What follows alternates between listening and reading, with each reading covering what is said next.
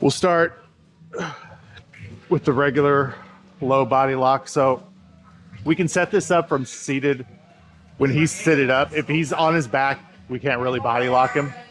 So he's got to be seated. I can be standing and I can shoot this from standing, or I can just take a knee and go kneeling.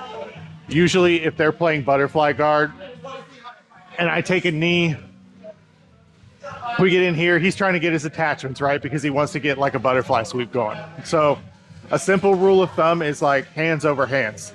If my hands are on top of his hands, I've got a better shot at throwing my body lock and being successful with it. If his hands are on top of mine and I start trying to shoot, I'm giving up underhooks, and then it's going to be hard to make it work. So I'll keep my hands on top of his hands, and I kind of sit back on my hips because we're playing this game. Once I decide to close the distance, it's going to happen kind of quick, right? So hands over hands, and I kind of roll my wrists a little bit. It creates just enough of a gap for me to shoot my hands in around his waist, connect my hands, and then I'm going to set up my body lock. I don't want to stay seated up, him seated up here. If I stay with him seated up, he's going to sweep me. So as soon as I connect my hands, my head drives him back, and I take my knees in. I want his feet to his butt. If I'm back here, he's just going to shift me forward. He's going to sit up and kick me over, right? So I need to make sure this distance has been closed completely, and we're here. We can use this position to kind of gas him a little bit, right? Because he's going to start, as soon as you get him down, they're going to start going ape shit. So you're just going to stay tight. And if he starts to extend you out a little bit, you just keep chasing his hips with your knees, right?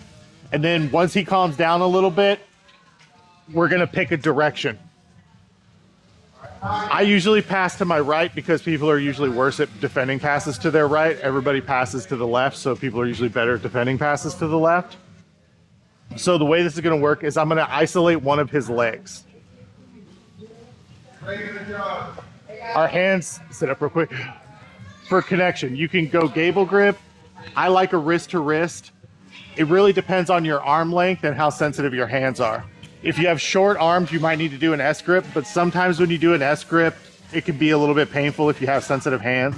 So a palm to palm might be a little better. You also don't have to have your hands connected for this. You can have, like, we call it a long arm, short arm, where one hand is through and then this hand's gonna be working to beat the knee, right? So I like the wrist to wrist grip, but you gotta be good with your leg dexterity here. So the good thing about the wrist to wrist grip is as I connect it and I fold him over that wrist, it sucks. So his low back's all bowed up and it makes him less athletic. So now I have to, if I'm going this way, I have to strip this butterfly hook. Guys who are not very good at butterfly guard, you'll be able to just back step off of it. If they're a little bit sticky and they just stay attached, you go to back step, they'll follow and you won't be able to strip that. So the way to do it then, flatten those hands out a little bit, is you're gonna kick this leg straight and you're gonna drag your hip along the floor. And now my knee comes in so that this foot is across my hip and I have two legs on one. This is a 2-on-1 on the legs, right? So we're here. Once I get to this point, I hit my step over. I shift my weight to the knee that is in between and I step over the knee. Once I hit this, I get over the knee, it's a hip switch. And then I chase his knees back around. From here, this is where you're having your hands connected really helps. Because he's gonna frame and he's gonna start going ape shit, right? So I have to be able to solidify this pass. Otherwise, he's just gonna get his knee back inside and we're not really passed. So set this up, we're hand fighting. I get my hands over his hands, I roll my wrists, I close the distance. I get to here, I test the step off. If he's got a good connection, I drop my hip and I drag it along the mat. I isolate 2-on-1, I step over and hit my hip switch and I chase his knees away. As he starts to frame my shoulders, I'll use that opportunity to throw my crossface.